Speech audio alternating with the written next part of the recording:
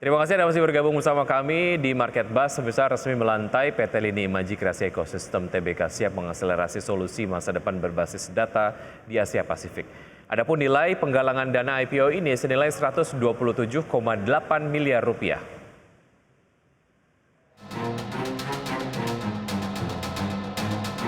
Emiten teknologi PT Lini Imaji Kreasi Ekosistem Tbk resmi tercatat di pasar modal Indonesia.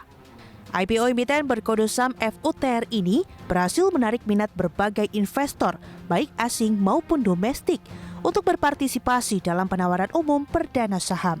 IPO perseroan mengalami kelebihan permintaan atau oversubscribe sebanyak 45 kali dengan total pemegang saham lebih dari 18.000 investor. Pemirsa, emiten teknologi PT Lini Imaji Kreasi Ekosistem Tbk telah resmi melantai di Bursa Efek Indonesia. Adapun initial public offer yang dilakukan ini terhadap sebanyak 1.278 juta saham atau sebanyak-banyaknya 20% dari seluruh total saham. Dan pemirsa, adapun emiten ini juga melakukan penerbitan waran seri 1 sebanyak 1.022.400.000. Dan pemirsa, berikut adalah pernyataan dari Direktur Keuangan Emiten berkode saham FUTR, Victor Aritona.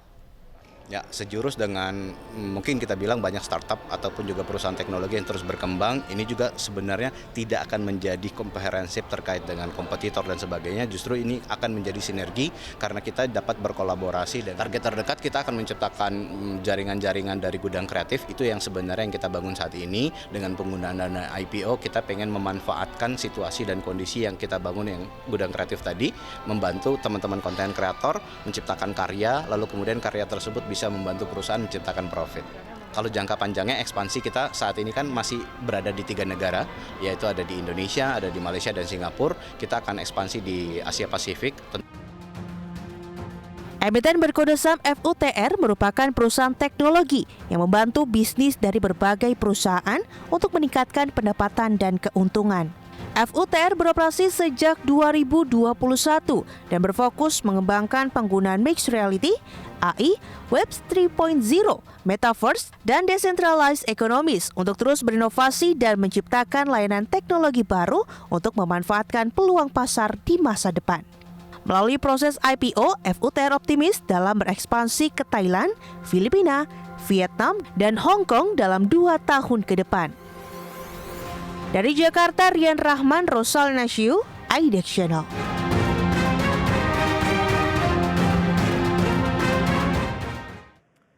Ya, selamat untuk FUTR yang sudah bergabung di Bursa Efek Indonesia sebagai emiten. Dan pemirsa, kita akan simak terlebih dahulu sentimen pasar hari ini di hari Selasa 28 Februari 2023. Saham Asia jatuh pada perdagangan Senin menyusul Wall Street yang menutup minggu terburuk sejak awal Desember.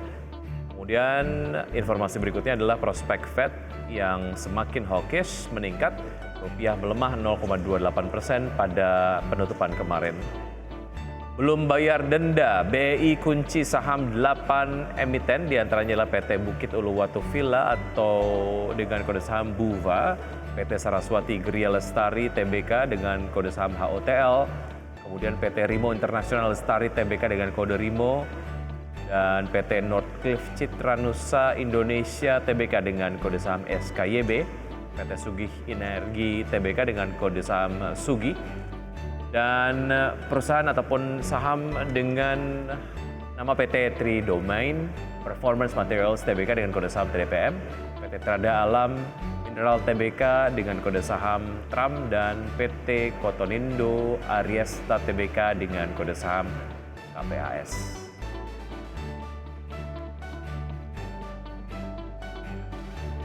Agenda ekonomi yang menarik untuk kita cermati, pemirsa, dari Taiwan, masih ada libur Taiwan, kemudian juga di Jepang ada penjualan produksi dan retail Jepang. Masih di Jepang IHK inti Bank of Japan secara year on year, kemudian juga di Vietnam ada IHK Vietnam, dari Uni Eropa pidato ECB Lane, dan selengkapnya dapat Anda saksikan di layar televisi. Agenda emiten di hari ini ada GTSI, MEDS, dan juga PKPK yang menggelar RUPS. Dan kita lihat pergerakan dari IHSG pemirsa yang menyatakan ataupun mungkin menunjukkan IHSG menyerah ke teritori pelemahan pada akhir perdagangan di hari Senin, turun tipis 2 poin atau sebesar 0,03% ke level 6.854.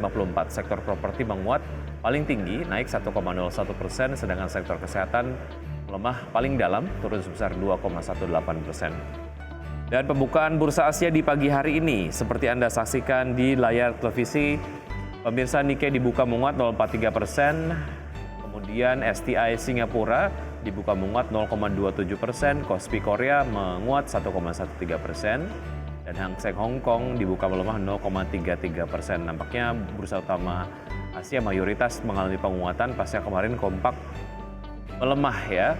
Dan pemirsa sudah tersambung melalui video conference pagi hari ini dengan Mas Raditya Krishna Pradana, beliau adalah Equity Research PT Kanaka Hita Solvera. Selamat pagi Mas Raditya. Halo, selamat pagi Mas Wiki. Terima kasih sudah bergabung bersama kami di Market Buzz. Sehat selalu ya Mas Raditya. Terima kasih Mas. Oke, Mas Raditya, bicara mengenai topik hari ini, tahun 2023 ini tentu saja akan menjadi tahun yang menarik bagi investor yang mengincar dividen saham. Tentu saja ini dilandasi dari tren positif pembagian dividen secara tahunan dan pertumbuhan kinerja sejumlah emiten. Anda melihat point of view ini seperti apa, Mas Raditya? Betul Mas, di tahun ini saya melihat beberapa sektor begitu ya Mas, mungkin seperti perbankan dan emiten-emiten dari komoditas masih akan memberikan dividen yang cukup tinggi bagi para investor begitu ya, melihat performa keuangan yang cukup cemerlang di tahun 2022 dari emiten-emiten perbankan yang didukung dengan katalis kenaikan suku bunga yang bahkan hingga saat ini masih terjadi. Kemudian dari sektor komoditasnya juga didukung dengan super cycle komoditasnya pada tahun 2022 kemarin, sehingga top line dan bottom line dari emiten-emiten ini juga mengalami peningkatan, Mas. Tentunya nanti disesuaikan lagi dengan profil investor mau memilih dividen dari saham emiten apa, seperti itu, Mas. Sebenarnya kalau kita melihat di laman Bursa Efek Indonesia, para investor bisa melihat atau mencermati indeks high dividend 20, Mas. Indeks-indeks ini iya. Sisir begitu ya, kira-kira emiten mana saja yang secara potensi ataupun pemberian dari dividennya sangat-sangat menarik dari sektornya. Ini kalau kita bicara mengenai spesifik mengenai saham-sahamnya, mana yang dinilai cukup menarik in terms of membagikan dividen yang cukup jumbo lah ya kepada investor. Iya. Seperti apa, Mas Raditya? Kalau saya masih dari perbankan ada BBCA, Mas. Kemudian untuk komoditas ITBA dan ITMG masih menarik, Mas, dengan ITBA dan dividen ITMG, jumbonya. Ya? Betul. Oke, kemudian?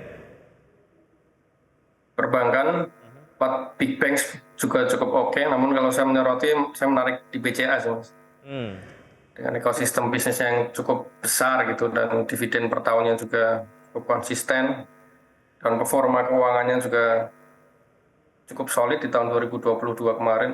Oke. Sehingga BBCA masih menjadi salah satu yang paling menarik. besar dibandingkan dengan emiten perbankan lainnya, atau ada pertimbangan fundamental lain sehingga kemudian walaupun mungkin secara jumlah dividen lebih kecil dibandingkan dengan perbankan lain, tapi secara fundamental ataupun mungkin performa perusahaan sendiri lebih menarik untuk kemudian direkomendasikan untuk BBCA? Saya lebih menyoroti ekosistem bisnisnya secara umum sih, Mas. Sehingga BCA menurut saya lebih menjanjikan ke investor memilih dividennya. Maka tadi saya bilang saya kembalikan lagi ke profil investor seperti apa untuk mencermati seperti itu, Mas. Baik, oke. Semakin banyak